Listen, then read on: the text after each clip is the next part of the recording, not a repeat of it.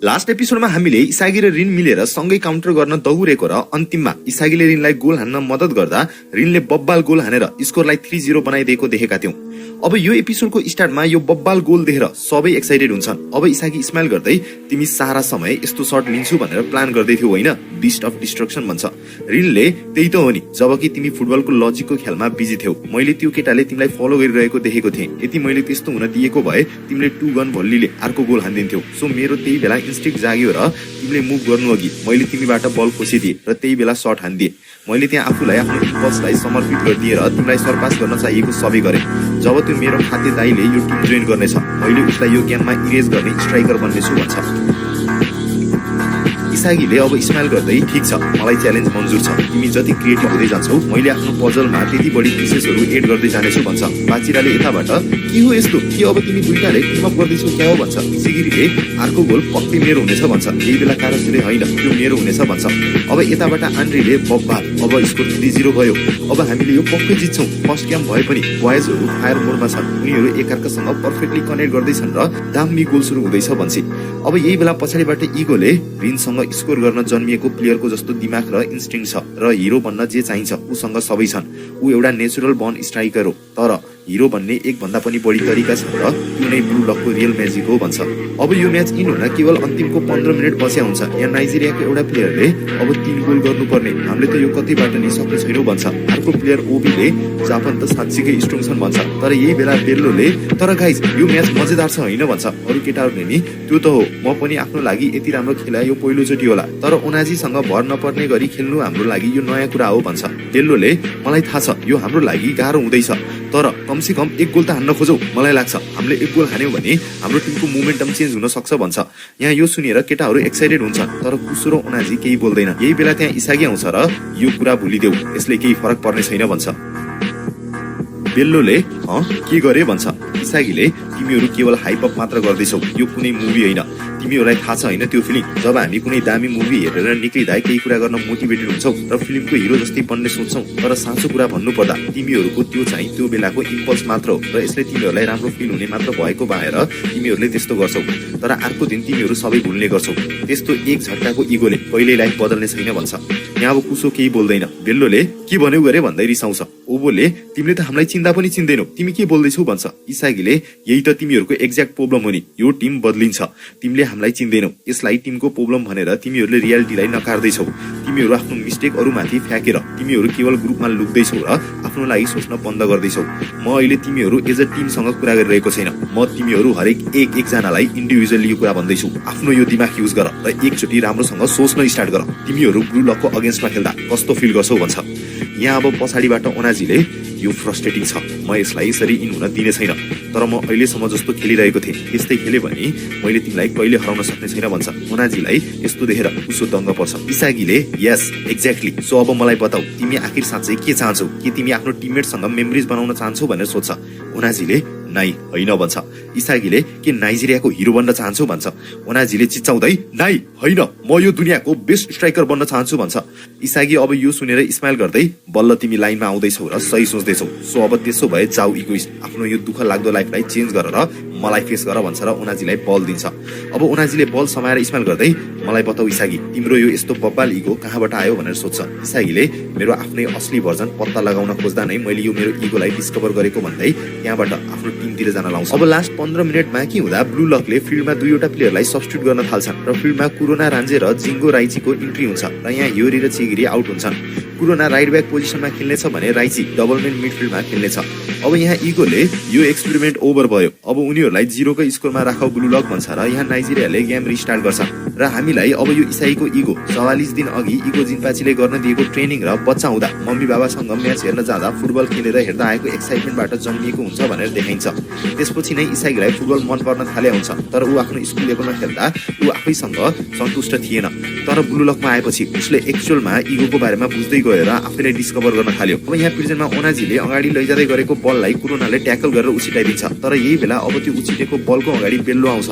तर यही बेला कसैले यस यो सही हो, यदि म आफैले मेरो लाइफलाई दामी बनाउन आफैलाई एक्साइटेड गराएन भने त्यो मेरो लागि कसले गर्छ त भन्दै यहाँ इसागीले बेल्लो अगाडि आएर बललाई खोसिदिन्छ र अब अगाडि बढ्न थाल्दै अति एक्साइटेड हुँदै म अझै एडाप्ट गर्दै आफ्नो सबै फुटबललाई दिएर म आफ्नै अझै नयाँ भर्जन डिस्कभर गर्न चाहन्छु भन्छ। र यहाँ अब कमेन्टेटरले इसागी योइचीसँग बल छ र अब जापानको काउन्टर अट्याक सुरु हुन लाग्दैछ भन्छ। ओनाजीले यहाँ इसागीतिर हेर्दै आफैसँग क्युरियोसिटी म पनि त्यसरी बाँच्न सक्ने भए सोच्छ। यता इसागीले नाइजेरियाका प्लेयर्सहरूलाई छक्काउँदै के तिमीहरूले ओल्ड बेस्ट बन्छु भनेर गर्न सक्ने यति मात्र हो नाइजेरिया भन्दै चिच्चाउँछ र यदि तिमीहरू ओल्ड बेस्ट बन्नु छ भने ब्लू लकलाई सरपास गराऊ, मेरो दिमागलाई सरपास गराऊ भन्दै बुझ्यौ भनेर बललाई अगाडि दिन्छ। अब यही बेला साइडबाट आइक्यूले त्यति उनीहरूलाई नउक्साउ इसागी, इगोले हामीलाई उनीहरूको स्कोर 0 मा राख्न भनेको छ, उनीहरू मेन्टली हारिसकेका छन्, सो उनीहरूमा मोटिभेसन किन जगाउँदैछौ यार भन्छ। इसागीले म यो कुरालाई मेरो दिमागको लागि डाटा बनाउन सक्छु भन्छ। आइयो अचम्म पर्छ। इसागीले यदि उनीहरू मध्ये कोही अवेकन भयो भने मैले फुटबलको नयाँ रूप देख्न सक्नेछु, अनि यति मैले त्यो इगोइसँग एडाप्ट गर्न सके भने ब्लू लकलाई मैले अझै दामी बनाउन सक्नेछु भन्दै स्माइल गर्छ। आइक्यूले यो देखेर आखिर यो केटा कति ग्रिडी हुन सक्छ, उसले उनीहरूलाई अवेकन गरेर आफ्नै फाइदाको लागि युज गर्न खोज्दैछ, अति बाटो यार इसागी त सोच्छ। अब इसागीले म ब्याकलाइन तिम्रो भरोसामा छोड्दैछु क्याप्टेन भनेर अघि बढ्छ। आइक्यूले के तिमीले मलाई पनि टेस्ट गर्दैछौ इगोइस भन्छ। यहाँ अब बल बाचिरासँग हुन्छ र डिफेन्डरले उसलाई कभर गर्न खोज्छन्, तर उसले रियोलाई पास निकाल्छ, तर रियो त्यहाँ पुग्नु अघि नै ओबो आएर बललाई हेडर हानी त्यो बल जित्छ र अब बल चाहिँ कुसोले पाउँछ, जसले कारासुलाई पछि गर्दै अघि बढ्न थाल्छ। यो देखेर ओनाजीले दामी कुसो भन्छ। कुसोले तिमीले हामीलाई होप दिएका छौ ओनाजी, तिमीसँग खेल्नुमा निकै मजा हुने गर्छ सोच्छ र ओनाजीसँग बिताएको राम्रा पलहरू सम्झिन्छ। र यहाँ कुसो अब अति मोटिभेटेड हुन्छ र मनमा नै अन्तिममा मैले यो बताउन नसके पनि हाम्रो ड्रिम वर्ल्ड कप जित्नेबाट बदलेर ओनाजीसँग सँगै खेल्ने भएको छ, र ब्लू लकले त्यो एक्सपोज गरिदियो नै भन्नुपर्दा इसागी योइचीले त्यो एक्सपोज गरिदियो सोच्छ। यही बेला रन लगाइरहेको ओनाजीले 5 गर कुसो भन्छ, तर कुसोले म तिम्रो इच्छा पूरा गरिदिन्छु ओनाजी, तर तिमीले हामीलाई पछि नगरिकन अघि बढ्न सक्दैनौ, ब्लू लकले तिम्रो इगो जगाइदिएको छ, सो त्यसले तिमीलाई तिम्रो लागि नै फाइट गर्ने बनाउनेछ, सो अब त्यही क्युरियोसिटीलाई चेस गर भन्दै कुसोले कारासु र रियोलाई छक्काएर अघि जान्छ। यहाँ अब राइची उसलाई रोक्न जान्छ, तर कुसोले उसलाई पनि बल खोस्न नदिकन दामी पास गर्छ र तर अब म तिमीले यो दुनियाँमा आफ्नो बब्बाल देखाएको हेर्न चाहन्छु ओनाजी भन्दै कर्लिङ पास गरिदिन्छ। अब ओनाजी डाइरेक्ट रन लगाउँदै हुन्छ र बल उसँगै आउन लागेको हुन्छ, तर यहाँ उसको अगाडि आइक्यू हुन्छ। कुसोले चल नयाँ इगोइस्ट, मेरो पासबाट गोल गरी यो दुनियाँलाई देखाइदेऊ भन्छ।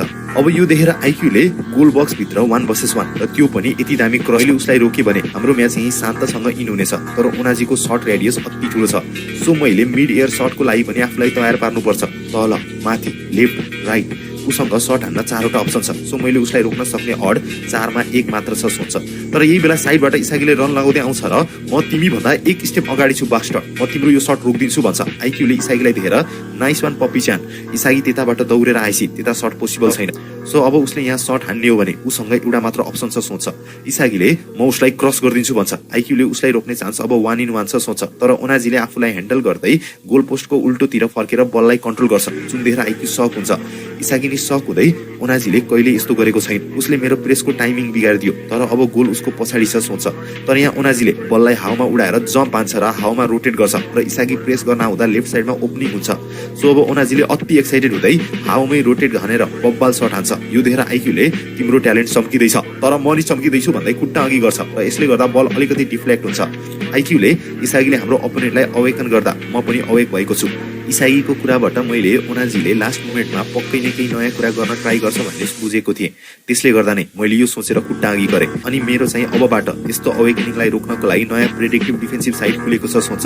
तर हामी देख्छौँ कि त्यो बल अझै पनि गोल पोस्ट भित्र नै जाँदै हुन्छ र यहाँ गागामारुले पनि जम्प हान्छ, तर त्यहाँ त्यो उसको हात पुग्दैन र यहाँ यो शट ग्राउन्डमा ठोकेर फेरि उडेर वुडवर्कमा लाग्छ र फेरि डिफ्लेक्ट हुन्छ, जुन देख्ने बित्तिकै सबै नाइजेरियाका टिम रिबाउन्ड शट हान्नको लागि दौड्छन्, जुन देखेर ब्लू लकका प्लेयर सक हुन्छन्। तर यही बेला लास्ट मोमेन्टमा कुरोनाले त्यो बललाई क्लियर गरिदिन्छ, जुन देखेर अब इगोले बेन्चबाट एउटा पर्फेक्ट भिक्ट्री, यो म्याच अब सकियो भन्छ र अब सबैजना म्याच सकियो भनेर खुसी हुन्छन्। इगोले हाम्रो ट्रेनिङको टोटली फाइदा भयो, यसले गर्दा हामीले हाम्रो फर्स्ट म्याचमा पर्फेक्ट भिक्ट्री पायौँ, nice first match blue lock Japan भन्छ। तर यही बेला यो कुरोनाको क्लियर गरेको बल इसागी योइचीसँग आउँछ, जो अझै पनि अति फायर्ड अप हुन्छ र यहाँ 1 मिनट एडिसनल टाइम थपिएको हुन्छ भने इसागीले के तिमीहरू यतिमै सेटिस्फाई भयो ब्लू लक भन्छ, जुन कुरा देखेर इगो सक हुन्छ। आन्ड्री पनि सक हुँदै इसागी कुन तिमी यो के गर्दैछौ सोची। इसागी यहाँ अब बल लिएर अघि बढ्न थाल्छ, यो देखेर कुसो सक हुन्छ र के ऊ साँच्चै यो गर्न चाहँदैछ, कि उसले अझै अर्को गोल हान्ने सोच्दैछ भन्छ। र यहाँ अब इसागीले काउन्टर अट्याक लन्च गर्छ र रिनलाई पास गरिदिन्छ। रिनले पनि म पनि सेटिस्फाई भएको छैन भन्छ। इसागीले त्यसो भए यो गरौँ, कमन बिस्ट भन्छ। अब यहाँ रिन र इसागी मिलेर नाइजेरियाको दुईजनालाई छक्काइदिन्छन्। अब इसागीले कारासुलाई पास गरी अझै अर्को प्लेयरलाई पनि छक्काइदिन्छ। कारासु पनि मोटिभेटेड भएर स्माइल गर्दै हुन्छ र पछाडिबाट प्रेस आउँदा इसागीतिर पास गर्छ। अब यहाँ इसागीले बीचमा भएको बाचिरालाई पास दिन्छ। अब बाचिरा आएर बललाई कन्ट्रोल गर्छ र रोजर क्याप्टेन भन्दै दुईजनालाई ड्रिब्लिङ गरेर छक्काइदिन्छ। यहाँ कुसो चिचाउँदै इसागी उइचीमाथि नजर राख, उसले अझै गोल हानेको छैन, उसले यो लास्ट प्लेबाट आफूले पक्कै गोल हान्न खोज्दैछ भन्छ। बाचिराले यो सुनेर नाइ तिम्रो थ्योरी निकै फिक्का छ, हाम्रो इगोइस्टलाई त्यति इजिली बयान गर्न सकिन्न, उसले स्कोर गर्न चाहेको भए पार उसले र रिनले पास गर्दै बल अगाडि लगेको भए उसँग बेटर चान्स हुने थियो, तर उसले मलाई पास गर्यो, यसको मतलब अहिले भर्खरै इसागीले अर्कै कुरा डिमान्ड गर्दैछ भन्छ। र यहाँ यही बेला इसागीले रन लगाउँदै गर्दा केही इसारा गर्छ, जुन कुरा बाचिराले बुझेर मैले बुझे पार्टनर भन्छ र बब्बाल ब्याक स्पिनवाला पास दिन्छ। यहाँ गोलकिपर पनि रेडी हुन्छ, उसो गोल रोक्न गोलपोस्ट अगाडि आउँछ।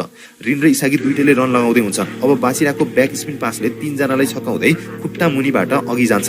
यहाँ अब इसागीलाई रोक्न ओभर र बेल्लो उसको पछाडि आउँछन् र उसलाई रोक्न खोज्दै हुन्छन् र अगाडिबाट ओनाजी र कुसो पनि आउँदै हुन्छन् र हामी तिमीलाई रोक्नेछौ इसागी उइची भन्छन्। तर इसागीले यही बेला अघि ओनाजीले गरे जस्तै गोलबाट अपोजिट डाइरेक्सनमा फर्किन्छ र यो देखेर ओनाजी सक हुन्छ र यो त मैले अघि गरेको रिभर्स ट्र्याप हो सोच्छ कुसोले, तर यो मिड इयरमा छैन, यो उसको लागि मोडिफाइड ग्राउन्ड भर्जन हो। शिट, यो बास्टर्ड इसागीले ओनाजीको भर्खरै इन्भेन्ट गरेको टेक्निकलाई आफ्नै तरिकाले मोडिफाइड गर्यो र कपी गर्यो र आफ्नै नयाँ भर्जन क्रिएट गर्यो सोच्छ। अब इसागीले बललाई ट्र्याप गर्छ र माथि उठाउन थाल्छ र मैले एक्सिडेन्टली जित्दैन, भिक्ट्रीलाई मेरो अगाडि झुक्नु पर्नेछ, तिमीले पनि आफूले बनाएको फर्मुलामा ट्र्याप नभौ ओनाजी भन्दै इसागीले हावामा रोटेट गरेर इगोइस्ट इसागीले शट हान्न थाल्छ, जसलाई देखेर ओनाजीले यो मान्छे त ओल्ड बेस्ट भन्ने बाटोमा छ सोच्न थाल्छ। अब हावामा रोटेट गरेर इसागीले रिभर्स ऱ्यापिड साइड शट भल्ली हानिदिन्छ र आफ्नो सोच, आफ्नो क्युरियोसिटीमा विश्वास गर्ने गर भन्दै शट लिन्छ र यो ब्याटरफिल्डमा बाँच्नु भनेको बारम्बार आफैले टेस्ट गर्नु हो भन्छ। र यहाँ इसागीको यो शटले बब्बाल गोल हुन्छ र जापानले 4-0 को लिड लिन्छन्। यहाँ इसागीले गोल हानेर एक्साइटेड हुँदै अब मलाई तिम्रो फुटबलले पुग्ने छैन जिन्पाजी इगो भन्छ भने अन्डर 20 को ओपनिङ म्याचमा जापानले नाइजेरियालाई 4-0 को स्कोरले हराउँछ र अब यो म्याच यही नै इन हुन्छ। सो गाइस, आजको यो बब्बाल एपिसोड हजुरहरूलाई कस्तो लाग्यो? आफूलाई यो भिडियो कस्तो लाग्यो कमेन्ट गरेर पक्कै बताइदिनु होला र यो भिडियोलाई सकेसम्म धेरै लाइक गरेर आफ्नो साथीहरूसँग पनि शेयर गरिदिनु होला। आजको लागि यति नै, take care and see you soon.